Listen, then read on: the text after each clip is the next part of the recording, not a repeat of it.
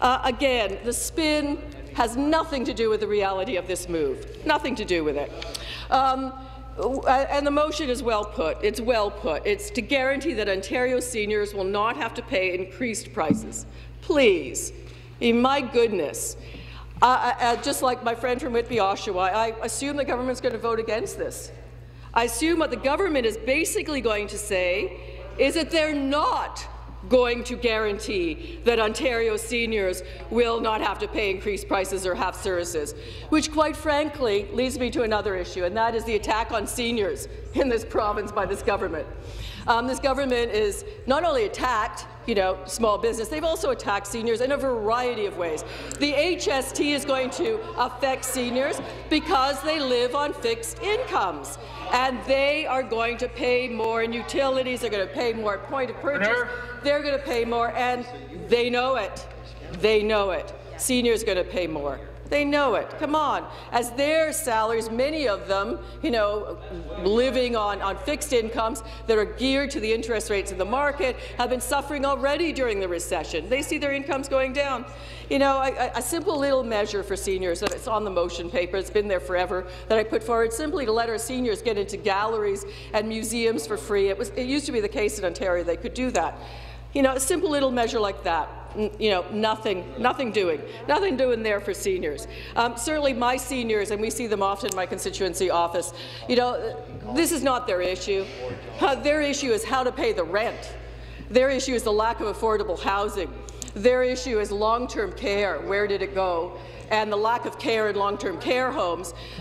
Their issues are all of the above. I've yet, really honestly, not one senior has ever walked into my office and said, I think pharmacists should go out of business because I want to pay less on generic drugs. I mean, that has never happened yet in my office. But we've heard from them on any host of other issues that have to do with health care, especially long-term care, retirement homes, etc., and seen this government absent on all of those other issues that are critical and important to seniors.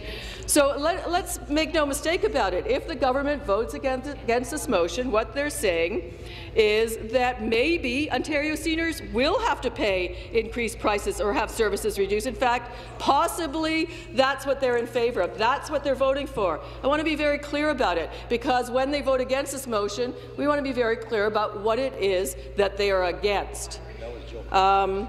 Very clear that they're against independent pharmacies. That's obvious. They wouldn't be sitting here today if it wasn't the case. It's hard to know where to begin, where to end with the McGuinty Liberals. And I'm going to leave some room and some time because I believe my benchmate is coming back. But suffice to say, I should touch on one thing too. The $100 million promised, fund for pharmacies.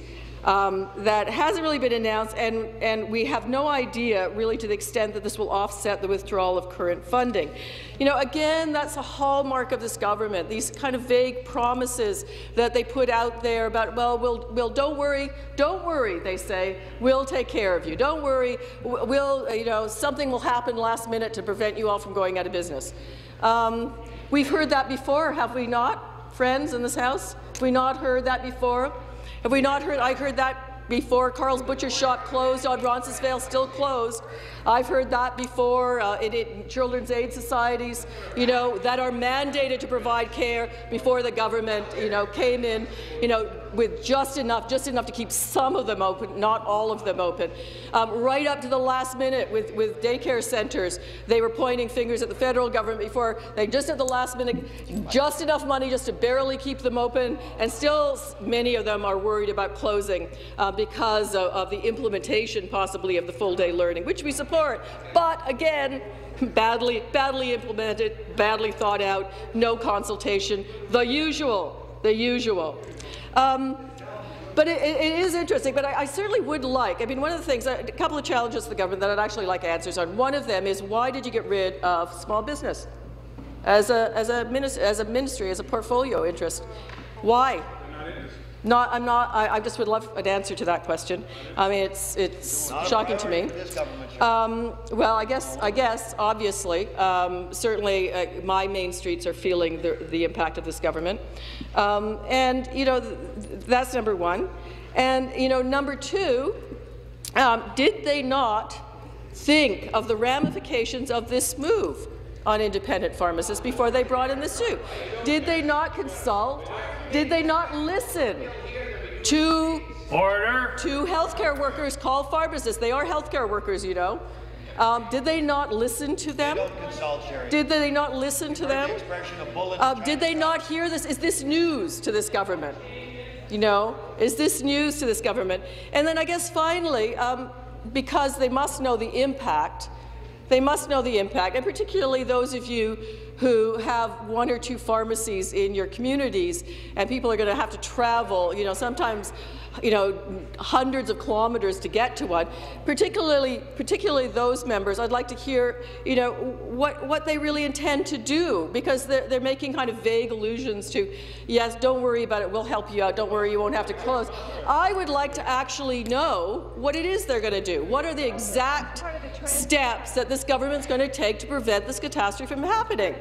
Just, three simple answers. I mean, here over here talks about transit.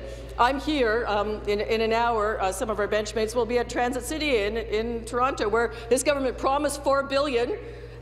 And then gone.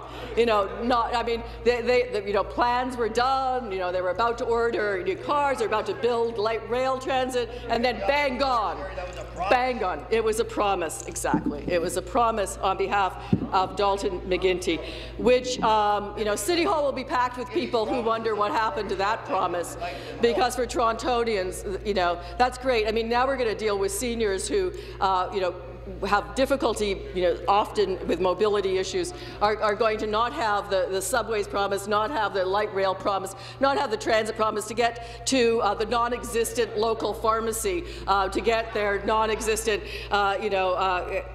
prescription. So, I mean, this is insanity. This is insanity. Has nothing, I repeat, absolutely nothing to do with the government fighting Big Pharma on behalf of consumers. Nothing. We have to say that over and over and over again because of the spin on this. It has absolutely nothing to do with the government fighting Big Pharma. Big Pharma's not even in this picture. They're not even in this picture. We're talking about an Indigenous Ontario industry you're driving out of business. We're talking about generic drug manufacturing, not patent drug manufacturing. We're talking about independent pharmacists, not huge multinational chains. That's what we're talking about, and we're talking in this motion about seniors. And we're asking you simply to guarantee one very simple thing, one very simple ethical thing, and that is don't hurt our seniors in doing this. I mean, if you can't even guarantee that, anyway, you can't even guarantee that, it's a very sad day in Ontario. At any rate, I'll leave it at that.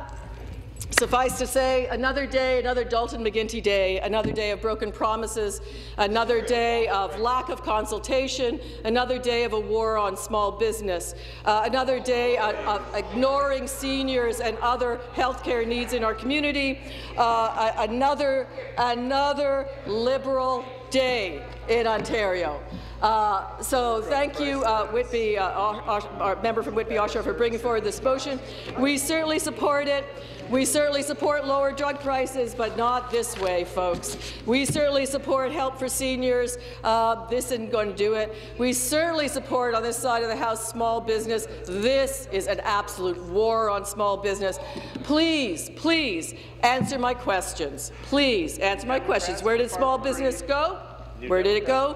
What exact measures are you going to do to stop this catastrophe? Exact measures, when, where, how much, we'd like to know. They'd like to know. How are their businesses going to be saved? And I'm interested in the senior piece too. If you're actually going to vote against a guarantee that this isn't going to cost seniors more, I'm interested in that too. Thank you. Further debate.